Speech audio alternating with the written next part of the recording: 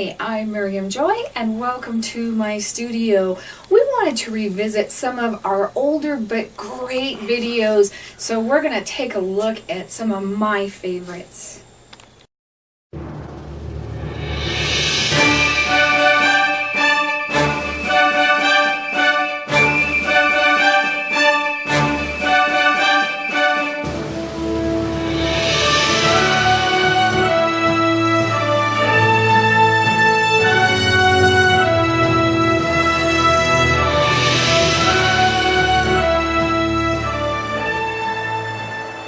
Hi, I'm Miriam Joy and welcome to my studio. Today we're working on this little cute 4th of July pin that you can pin right onto you for the 4th of July or give away to friends. You also could leave it whole and do it as a little mini vase. You just need to anchor the bottom, and I do have another video if you want to check that one out.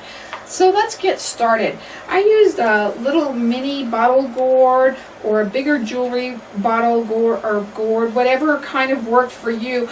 I took the top, I took my mini saw and I cut the top off first, and then I cut them in half. And then after that, you might want to kind of sand it down and get that kind of nice and smooth, so that is kind of more on more evenly touching and everything. Don't worry about cleaning it out really well, because we're going to hide most of this. But the first thing we're going to do once you've got that cut and clean is we're going to put black, and I'm going to just do the neck that would show and then the edges. So we're going to do that and just the edges. And we're going to do that all the way around. Anything that would show, we want to make sure that we've got that covered up. And most of this should pretty well get covered with our backing, but we just want to make sure that we've got it covered up in case it does. So we've got that done. And then we're going to color him with alcohol inks. And I'm going to start by doing some silver. Actually, I'm going to use pearl on his background, and this is just to kind of cover everything, so if any of it would show through, that you wouldn't see a little naked gourd. And I may go back to that silver. My first thought was better.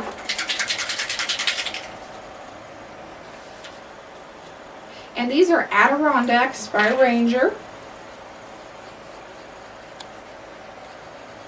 And it's a good idea to let that black dry in between, because that's what I'm kind of picking up, is a little bit of that black, instead of hurrying the video like I happen to be doing.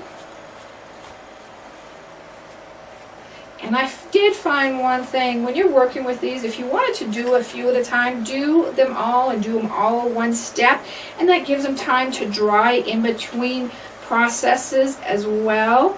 And because I found that I wanted to hurry them a little bit too much, and I got my hand in places that I shouldn't have, or got ahead of myself. Because like right now, one of the things that I should have done in the very beginning is find your little piece. I used leather. You could use a heavier material or anything like that that you wanted to use, and trace around. You want to get that nice and close. Trace around your little gourd here. I'm going to take my white charcoal pencil, and if it's not writing, take a little bit of flame and just heat that up on your pencil, and then it'll write really well. So I'm going to take my pencil and go around, and just a piece of leather or a heavier piece of material. And then right where it's open, you want to just come straight across on that. And then we'll come back to that in just a little bit. Now that we put our base on there, what I'm going to do is I'm going to put my little gourd into a container where he'll stand up, and I can run the colors down him without kind of touching him. And I'm going to use a pepper red. And we're just going to kind of let it come down like it wants to. There is no right or wrong on this. Just remember that. The one thing that I will try to tell you to do is try and keep the blue and the red as much, and try to keep them from mixing as much as possible, because it will start to get a little black when those two get together. So we're going to try and separate them just a little bit. I got some black there, but that's okay. We'll put some pearl in it. And you can play with it. You may have a better way of doing it. And a little bit of silver.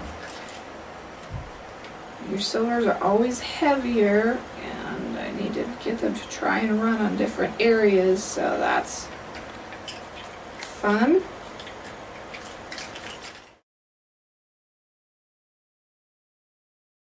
Then I'm going to come in here, and I'm also going to hit it with some of my alcohol blending solution, and this is also by Adirondack. You find it with your alcohol inks in your stamp book section, and I'm going to hit it with a mister. And what that's going to kind of do is just kind of blend that all together. I'm also going to hit it with my heat gun and just get that nice and dry. Then what I'm going to do is I'm going to take him outside and I'm going to varnish him, and I'm going to varnish him with my Krylon gloss. You could use whatever kind you wanted, it does not matter. But while that's drying from the varnish, I'm going to go ahead and cut out the back that we did while we're waiting for that to dry. And finish cutting him all the way out. And then once you're done cutting him out and your varnish is dry, we want to set him on and make sure that he fits. But then once that's dry, we'll come on back and we'll finish him up. Another thing you can do while you're waiting for that to dry is go ahead and get your little garland pieces cut. And I'm probably doing about 7 or 8 inches and cutting them, and I'm leaving a part straight and then curling them. And you can curl them as tight or as loose as you want to. Take your ends and really tuck those in. You could even do that with a wire cutter because you don't want those poking you while you're working on them. And I got these little flags, and you usually see these flags every year, but I found them at the Dollar Tree, but they were for baking, and they came with the cupcakes. There was 24 in a thing, and they were exactly what I was looking for, but I'm sure other places have little flags in case you can't find them. Now you can see how much more muted this is than the other one I did, so everyone's going to turn out different. That's what's so great about it. And now that it's dry, I'm going to kind of check and make sure that my edges aren't wider than I want them. When you're cutting this, make sure that you cut on the inside of the white line, because you traced it, and you're going to make sure you get that pretty close. So we're going to check that again. And that is pretty good. I could do it a little bit better, but that's alright. And we're going to flip our gourd over and glue him on the back side. Try just a little bit more. Seems to show up at the neck a little bit more. And I'm going to be using my E6000, and you guys that know we carry it, but it just is a really great glue to glue hard stuff to hard stuff. And I'm going to use a much loved tube here that I've been using for quite a while and get every bit of it I can out of it. So it may not look great, but it still works the same. So I've glued all of those little areas.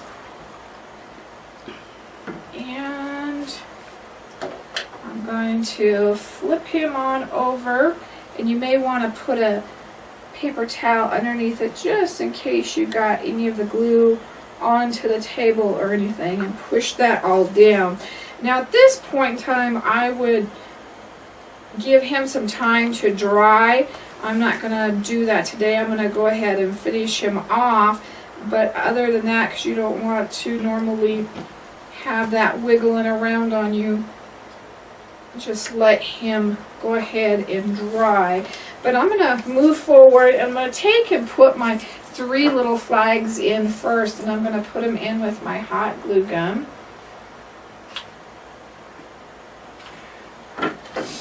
Get that closer to me there.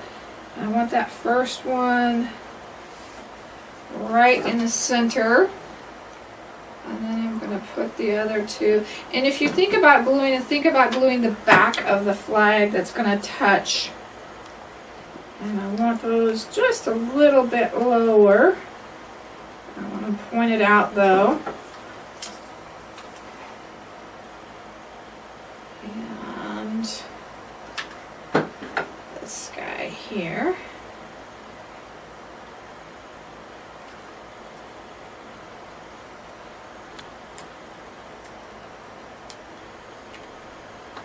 And then all we're simply going to do, now that we've got those, is hot glue in our little garland. I don't know if you'd call it confetti or what you would call it, and just fill it in. And you're just going to take that and fill it all the way in. And I think I counted that I had 7 pieces in here by the time I got done. Another thing you could do is wrap a little bit of garland and have it shooting out on the neck. I think that would be really cute as well. So there's a lot of fun things you can do with it.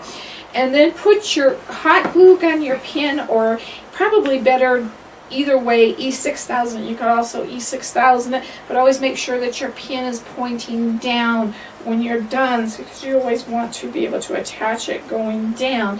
And that is our fun 4th of July pin, or like I said, you could keep it whole and turn it into a little tiny vase. So there's a lot of fun things you can do with that. Come over to my website at miriamjoy.com, where we carry the E6000 and lots of other fun things as well. And you'll see the YouTube link. And if you go to my YouTube channel, you can type in search and you can put in 4th of July videos, and it'll bring up all the fun 4th of July videos that we've done in the past. I hope you enjoyed this video. Thank you. God bless.